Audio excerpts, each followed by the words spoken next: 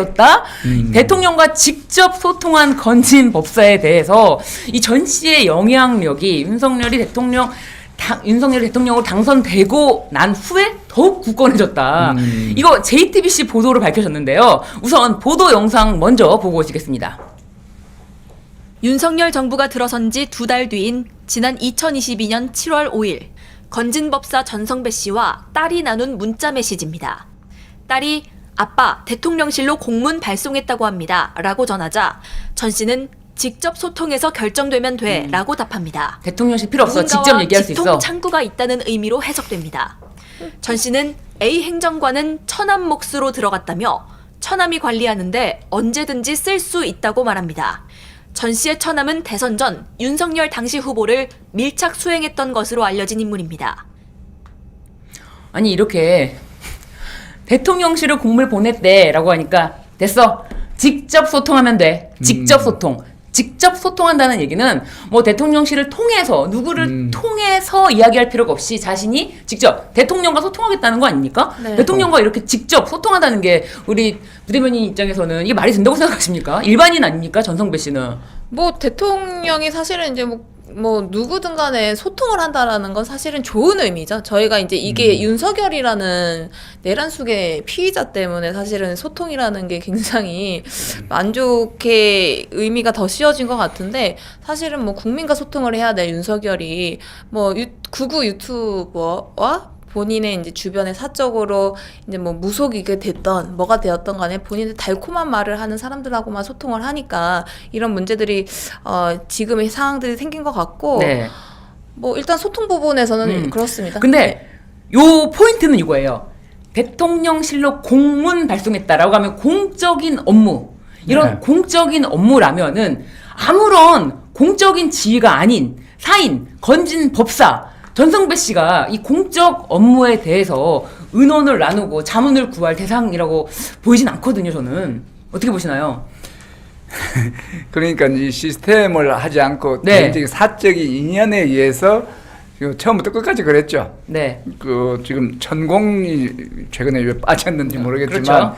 여러 사적인 인연에 의해서 네. 이렇게 국가를 운영하다 보니까 국가가 엉망진창이 된 거죠. 네. 우리나라 위기를 만들었던 게 윤석열의 소통 행태.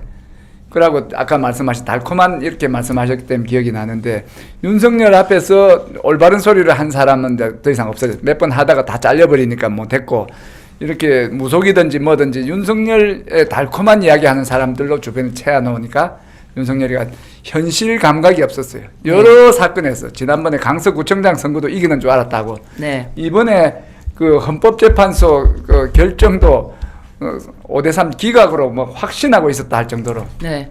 판단력이 떨어지는 거죠.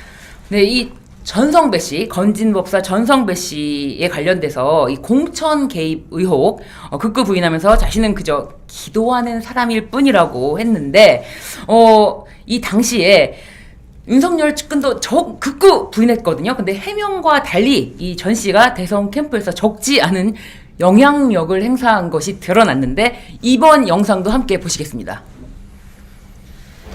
건진법사 전성배 씨가 대선 캠프에서 활동하는 영상이 공개되자 윤석열 당시 후보는 전 씨와 선긋기에 나섰습니다. 당 관계자한테 그분 소개받아서 인사를 한 적이 있는데 스님으로 저는 알고 있고 법사라고 저는 들었습니다. 모르는 게 참 많네요. 참 황당한 얘기입니다. 윤석열 캠프는 전 씨가 상임 고문으로 활동했던 네트워크 본부까지 해체시켰습니다. 고문이라는 건 자기가 알아서 쓰는 명칭에 불과하고 우리가 공식적으로 임명한 적도 없고, 선대위 활동에 여러 가지 부분에서 관여했다는 부분도 우리가 점검해 본 바로는 전혀 없습니다.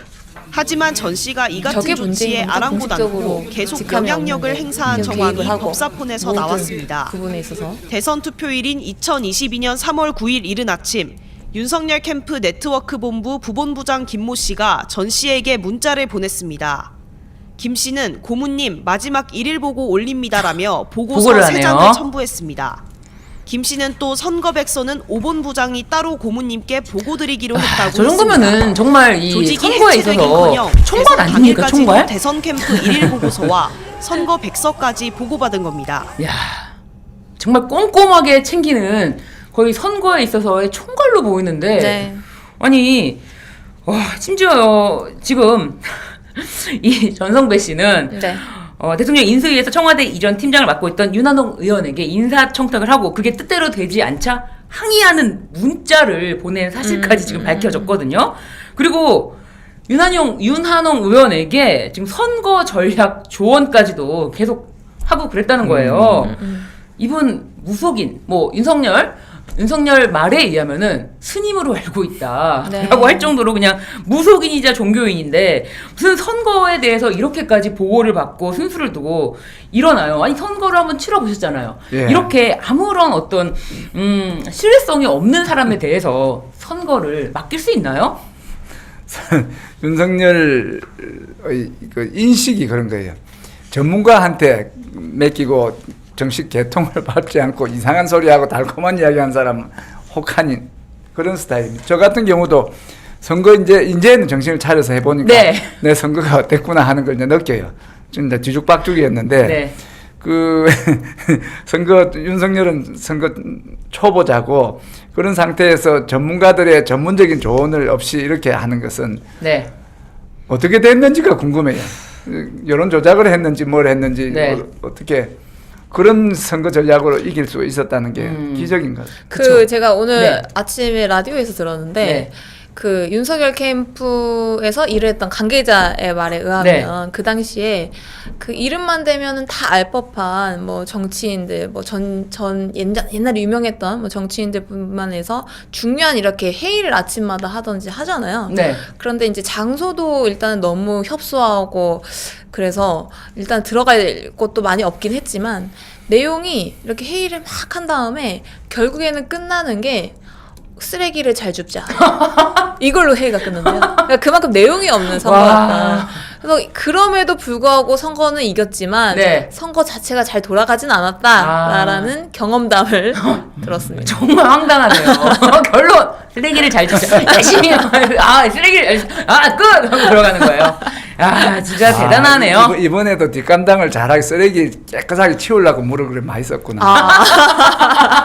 쓰레기를 잘 줍기 위해서. 쓰레기를 깨끗이 쓸려 보내자 물로.